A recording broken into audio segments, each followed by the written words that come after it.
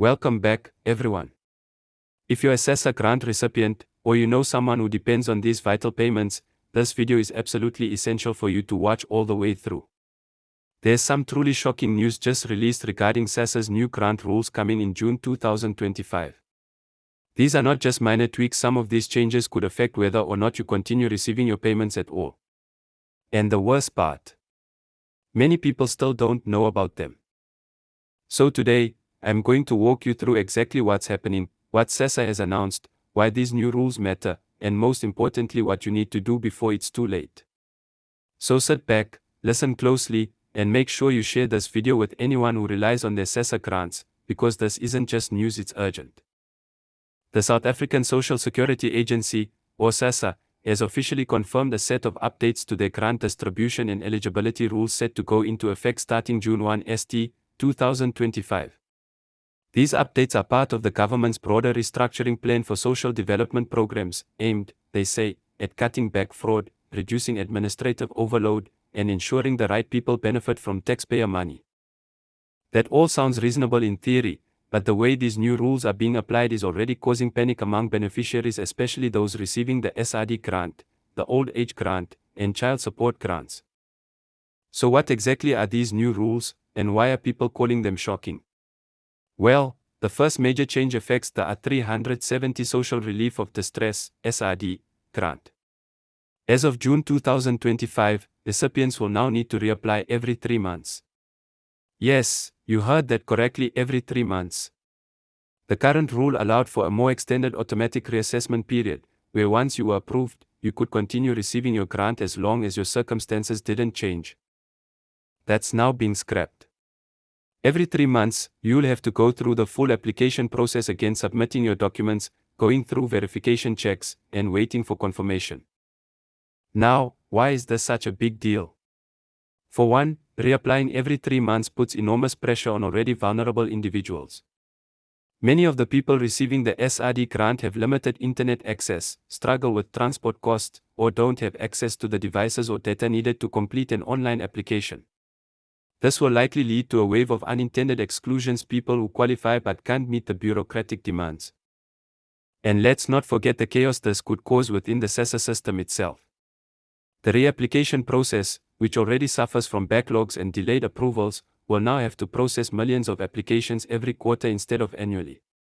That means longer waiting times for approvals, more frustrated calls to SASSA hotlines, and a possible backlog that could take months to clear, leaving people without any income in the meantime. But that's not all.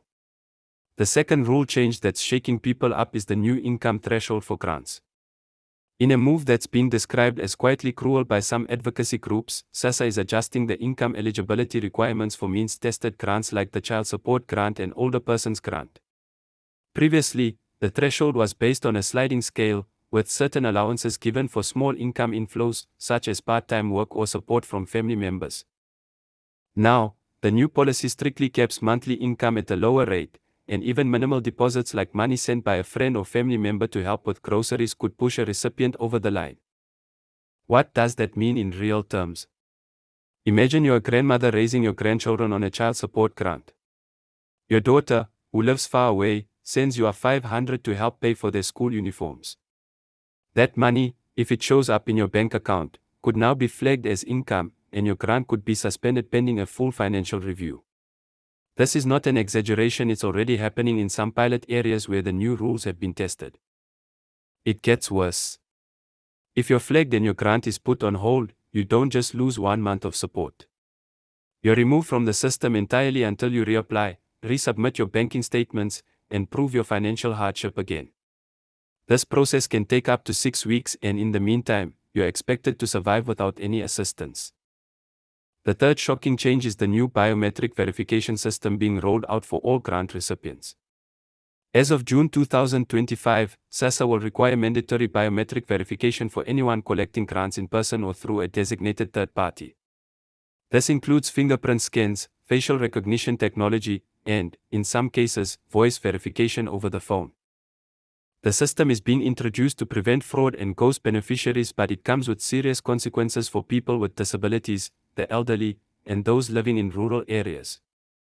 Let's take the elderly as an example. Many senior citizens either struggle with mobility or live in areas without consistent access to biometric scanners or internet connectivity. If they are unable to complete the verification process either due to technical issues or physical limitations, they risk losing their grant. Community organizations have already begun voicing concerns, noting that the system, while intended to bring security, might actually do the opposite by excluding people who need help the most. And then there's the concern about the privacy and security of the biometric data being collected. Where will it be stored? Who has access? What happens if there's a data breach? These are all questions that haven't been clearly answered yet by SASSA or the Department of Social Development. In an age where identity theft is rising, the lack of clear data protection policies around such sensitive personal information is alarming. Now, you might be wondering why all these changes, and why now? According to the government, the primary reason is financial sustainability. The number of people dependent on grants has ballooned in the last 5 years, especially during and after the pandemic. The cost of funding social relief programs is climbing, and the Treasury is under pressure to balance national debt and spending. These new rules are part of a broader austerity drive, but critics argue that it's being done at the expense of the country's most vulnerable citizens. There's also the looming question of the upcoming elections. Some political analysts believe that these rule changes are being pushed through now so that they don't become a talking point in the campaign cycle. Get them out of the way early, and by the time voting comes around, the dust might have settled. It's a risky political move and one that could backfire if the public responds with protests or legal action. And protests might be on the horizon. Civil rights groups and non-profit organizations are already calling for urgent town hall meetings, legal challenges, and even national demonstrations. The Black Sash Trust, one of South Africa's oldest advocacy organizations for social justice, has released a scathing statement condemning the June 2025 rule changes, calling them systematically exclusionary and a regression in human dignity. They're urging the government to delay the implementation and conduct a full impact assessment first. But until that happens, the best thing you can do is prepare. So, what should you be doing right now? First, check your current grant status and make sure all your information is up to date, especially your contact details and bank account information. If you've moved, changed phone numbers, or opened a new bank account, update your records immediately. With the new system, any inconsistency can flag your file for review or suspension. Second, keep detailed records of your financial activity. That means saving copies of any bank statements, income receipts, or explanations for irregular deposits. If someone sends you money, make sure you document who it's from and why. It might sound over the top, but under the new rules, you'll need to prove it's not regular income. Consider keeping a written log or digital file for these purposes, so you're not caught off guard if you need to explain something to SASSA. Third, prepare for the reapplication cycle. Mark your calendar with the due dates every 3 months from your last approval and gather all the necessary documentation in advance. This includes your ID, proof of residence, bank statements, and an affidavit if you're unemployed.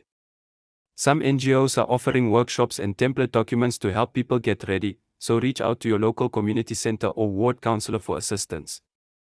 Fourth, if you're helping someone else with a grant like an elderly parent or a disabled neighbor, make sure they understand the new rules too. Print out notices, help them register for biometric verification if needed, and accompany them to local offices if you can. These changes will require community effort, and the more we help each other, the less likely it is that someone will fall through the cracks. Lastly, don't keep this information to yourself. Share this video, forward the latest news updates, and talk about it in your social groups. There are still too many people who are unaware of what's coming in June, and they won't find out until they suddenly stop receiving money. By then, it might be too late. Let's be clear, these new rules aren't just administrative changes. There are systemic shifts in how social assistance is provided in South Africa, and they will impact millions of lives. The idea of tightening regulations to prevent fraud is understandable. No one wants money going to people who don't qualify. But when the system becomes so tight that it squeezes out the honest and the needy, we've got a serious problem. This is not just about policy, it's about humanity. We'll continue to monitor how these rules are being implemented and report on any changes, delays, or legal challenges. If SASSA walks back any of the updates or releases clarification, I'll be the first to let you know, so make sure you're subscribed and have notifications on. And if you've already been affected by these changes, if your grant was suspended, if you were asked to reapply unexpectedly, or if you ran into trouble with biometric verification, drop your story in the comments below. Your experience could help someone else avoid the same issue. So to recap, starting in June 2025, SASSA grant recipients must prepare for 3-month reapplication cycles, stricter income eligibility checks, and mandatory biometric verification. These changes will impact every single recipient in some way, and the only way to protect yourself is to stay informed, stay organized, and stay proactive. That's all for today's update, but I'll be back with more news as it unfolds. Until then, stay safe, stay strong, and take care of each other.